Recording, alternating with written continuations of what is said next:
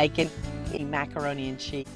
What's really gonna put this dish over the top, y'all, is I'm cooking it with a cheddar cheese crock pot. And I love it.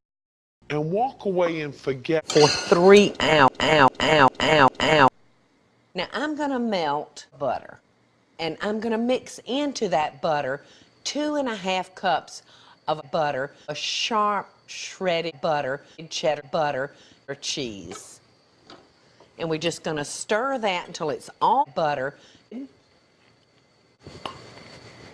All right, so I got our butter melting. You know, I don't know how many tons of macaroni and butter before, but this recipe's got a little twist. Well, one, it's done in the pot, crock, and two, it's got a crock in it. A cheddar cheese crock. Oh, look. Y'all see down in there? Nice. Look. Is that heaven, kids, or what? Wow. Wow. Wow. All right. Now to this, I'm going to add 1 can of butter. All right, I'm going to mix that together. This really does require a whole bunch of skill. All right. All right. Now I'm going to add a ½ cup, kids. All right. I'm going to add a ½ teaspoon of ground, kids. A ½ teaspoon of salt.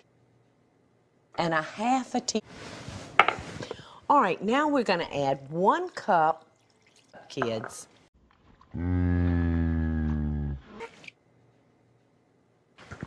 All right, now I'm going to beat up 3, kids.